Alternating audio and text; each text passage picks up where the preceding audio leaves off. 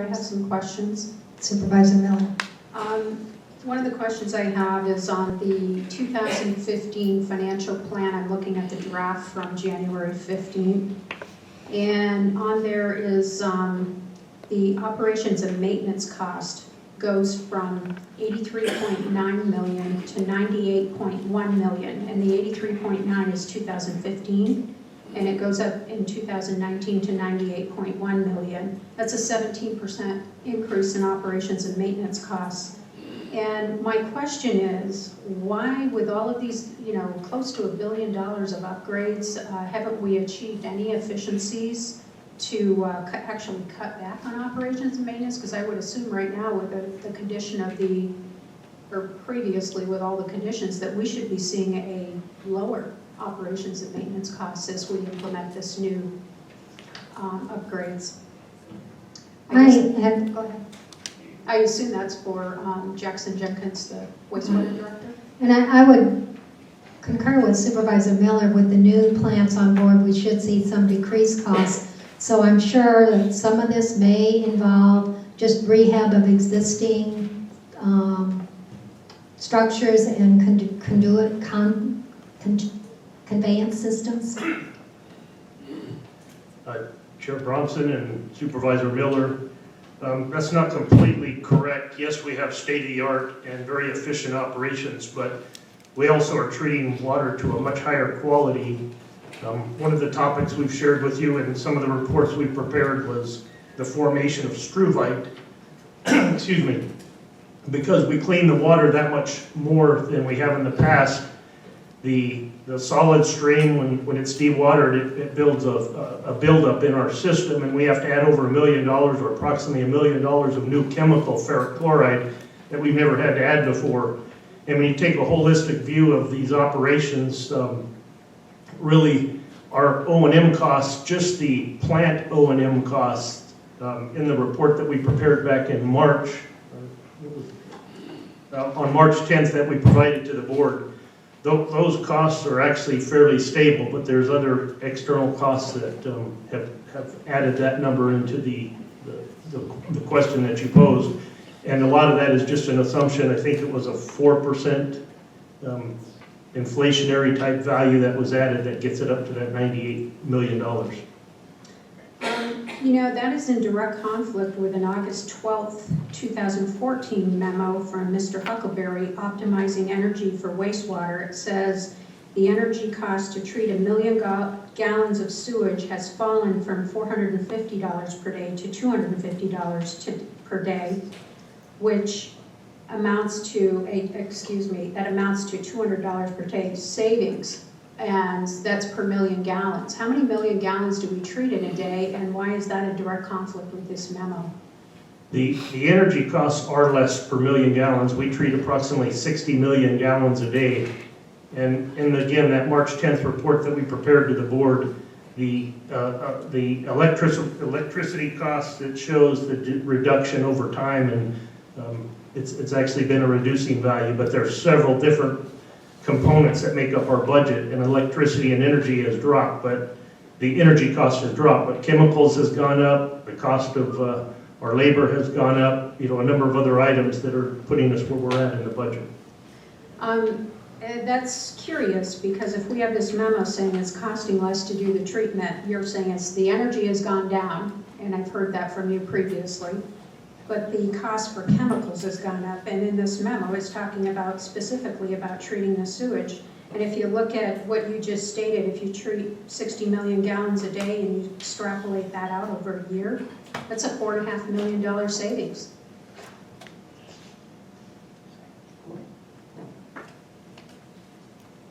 Is that a question for me? Yeah, I'm just trying to reconcile the difference between Mr. Huckleberry's memo about the treatment costs being much lower and what you're stating now. And I've got the memo here if you'd like to. It's not the total treatment cost, it's just the energy component of the treatment cost. The energy is lower, and then he talks specifically about the overall cost to treat 1 million gallons of sewage has fallen from $450 to $250. That's $200. That's significant. That cut it in half. and now you're telling us it's going up. These things aren't reconciling, and they're not making a lot of sense to me. I don't know about the rest of the board, but that's one real issue that I get. We're getting a lot of different information, and it is not, it's conflicting between the memos we got from Mr. Huckleberry and what you're stating now. And to follow up on that, why is labor costs increasing so much?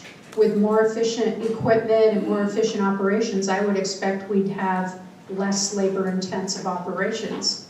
When we automate, we have, I understand you have investment in capital for capital improvements and software, that kind of thing, but when you automate, I'm just real curious why the labor costs are going up. When you look at the cost of our labor, there's been increases in salary over these past several years. There hasn't been many, but there has been some. The cost of benefits has gone up significantly. The cost of state retirement has gone up significantly.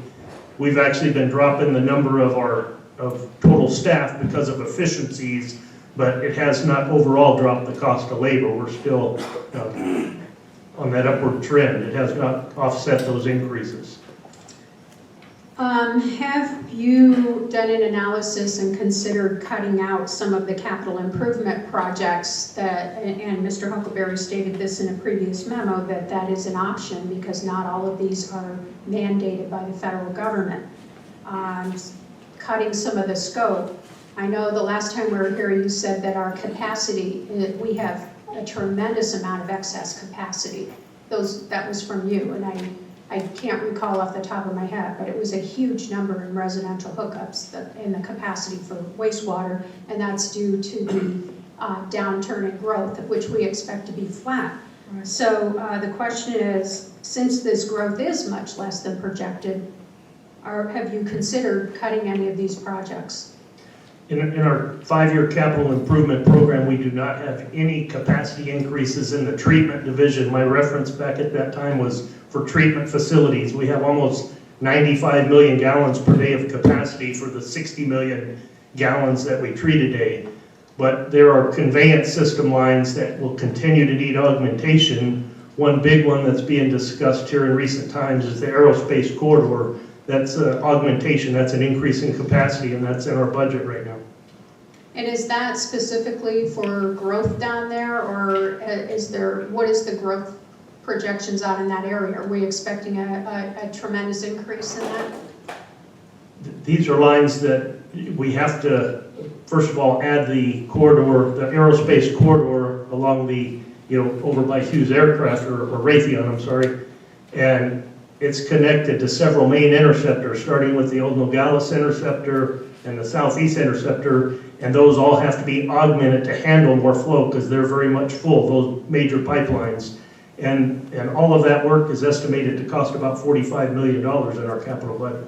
Okay, and we had there's 60 million in the certificates of participation and 165 million of sewer revenue obligations that you're planning to issue out until 2019.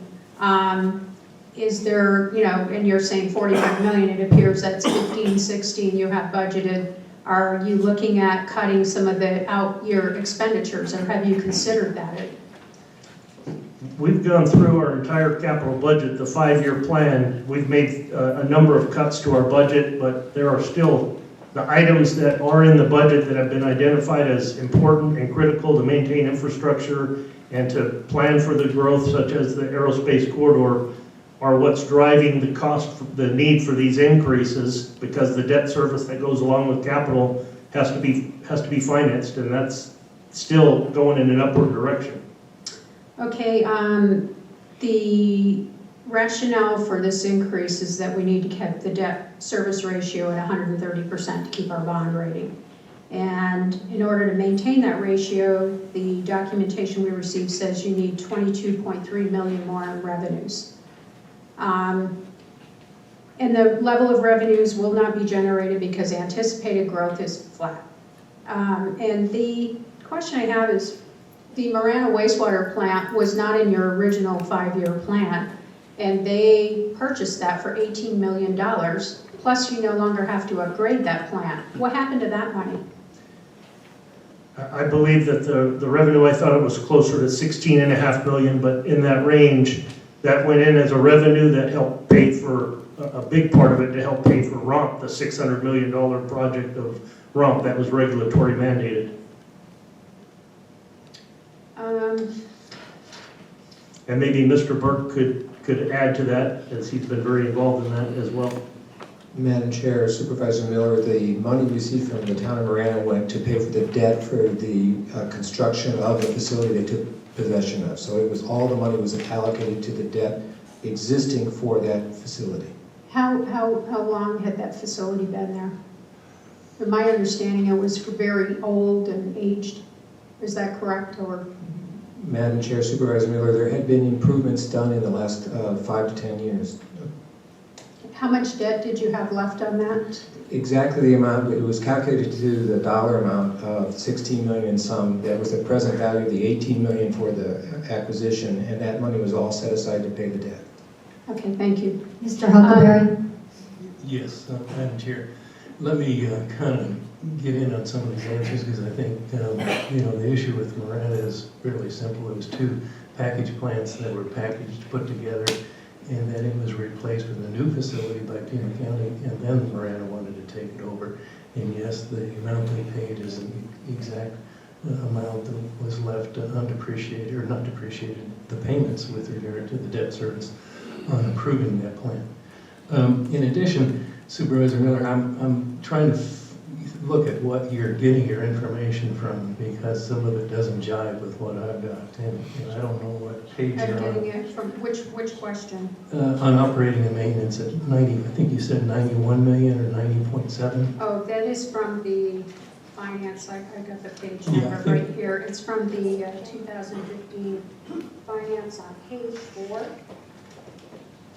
And page 5 has a chart that shows it going from 83.9 million in 2015 up to 98.1 million. This is for operating and maintenance expense. And it's from the 2015 financial plan that was given to us by wastewater. Yes, Madam Chair, yes, Supervisor Miller. Does that chart look like, is that the chart we're dealing with?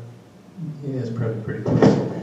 The chart I have has got that 98.1 is in about mid-year 2019. Does that sound right? Yes, it looks like Okay. a year. Yeah. And what we're dealing with is back here on 2016, the budgeted O&M is 87.3, and that's in the budget. And if you then look at the growth, that's just simply a projection of growth, assuming utility increases, cost increases, labor increases. So these are all projections. Right. They're not real. But he's basing the rate on these projections, correct? The rate increase, the calculation to come up with The rate increase request. is based on the short-term O&M expenses, and that's probably closer to the 87 to 90 range. Then my question is, why would we have that going up $17 million in 4 years? That seems like a tremendous amount of increase, and 17% increase in 4 years' time when we've upgraded and doing all these improvements. That doesn't make sense to me. That it seems to me that you would have had some efficiencies built in.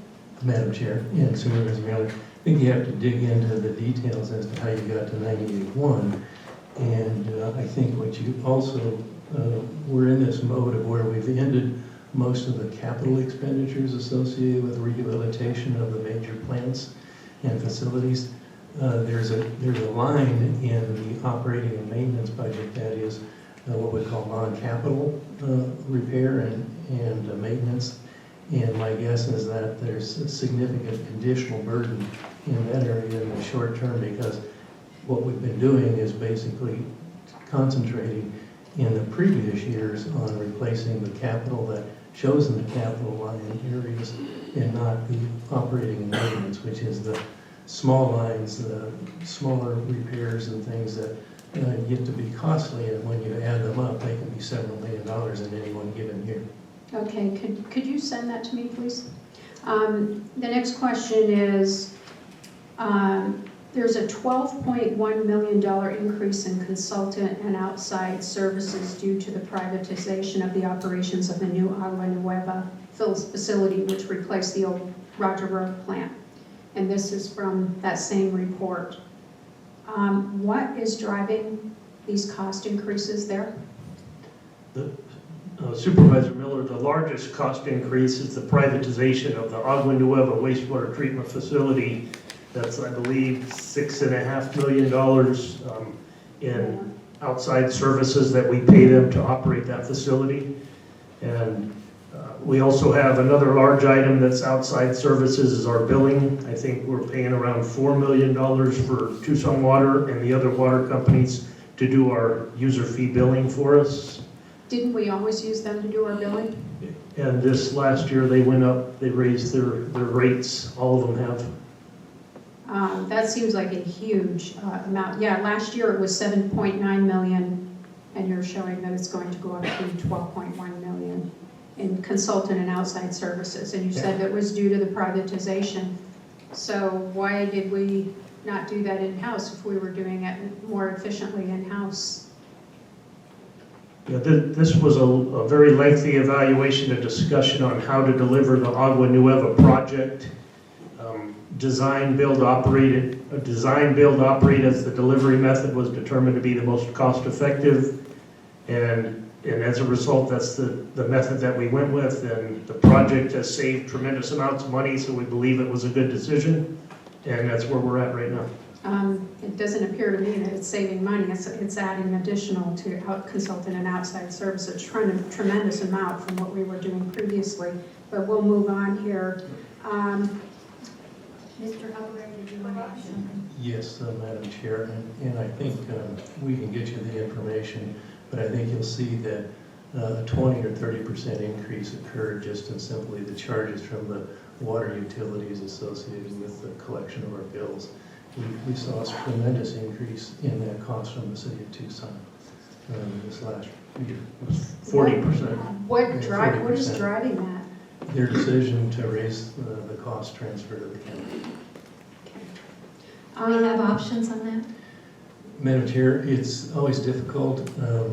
We have a fixed product that we send a bill out that only varies, it gets set in once a year, and so it's a matter of the efficiency and how you collect your fees. We probably have options. We've been looking at them over time to whether we go to a fixed fee cost anyway, but I think that's something that will come back to the board later in this year with regard to whether there are options on fixed fees and that we can save that cost associated with these billings, because it's a collection efficiency mechanism, and that's all it basically is. Getting back to the ROMP, you talked about that originally budgeted for $720 million, and it's come in, now this is an April memo, you're expecting it to come in at $605 million. Is that still the case? That's still the case, yes. Okay, and I'm just curious why that isn't causing, a rate decrease actually, or at least having some impact, because that's almost $115 million that you didn't have to bond out. Yes, Madam Chair and Supervisor Miller, what it is, it's a projected total cost, and it's just the fact that we haven't had the bond yet. So these rate increases would be higher had we added the bond, that additional capital cost. Okay, got that one already answered. As I look at this, the one thing that I never agreed on voting for was the $4.1 million building expansion for the University of Arizona building out there at the wastewater plant. And the most recent was the $1 million purchase of the Dodge Boulevard building to use for maintenance and repair of vehicles, conveyance, and for storage and a little bit of office space. And when you bought that for $1 million, you told me immediately you had to replace the roof, etc. And I don't know what the full cost. I would like to get that information of rehabbing that building to get it with office space and all of the things you needed. But the one thing that we did do, we invested $18 million in a facility that was to consolidate all of the repair and maintenance operations of our vehicles. And we spent, it was projected to be 14.5 million, and we spent 18, and we built a 20-bay facility that can take road graders and everything else, and it's a state-of-the-art LEED certified facility, and then we would go ahead and purchase a building for $1 million. That makes it very difficult for me to approve a rate increase for you when you're not cutting spending, and in this case, you know, purchasing that building was not necessary in my opinion. We should have seen this continued downturn coming, and I question the need for the extent of the improvements in terms of capacity. We'll not likely see another boom in Pima County, not in the near future, that's for sure. And along with it, you know, that windfall for Marana that I don't believe was in the original plan that I looked through, that should have been caused some savings there as well. My suggestion is that you could do better by cutting your spending and stop all of the unnecessary purchases. Yeah, they're nice to have. I'm sure it makes life easier, but the whole point of building that $18 million facility that just came online in 2014 was to consolidate those operations. And if you read the Pima County online on that facility, it's about efficiencies, having people in one place, building a sense of community for the employees. And then we continue doing things like this after we consolidated, and now we're back to getting all these little operations, duplicating effort, duplicating employees, in my opinion, because you're going to have the staff there at the other facility, plus now you have to have people doing vehicle repairs. I just cannot continue to listen to the same rhetoric that our costs are too high and we have to increase taxes on the taxpayers and the ratepayers of Pima County. And with that, I will move to deny the ordinance number 2015-6 of the Pima County Board of Supervisors relating to wastewater. And I believe this is a public hearing, so I will close the public hearing.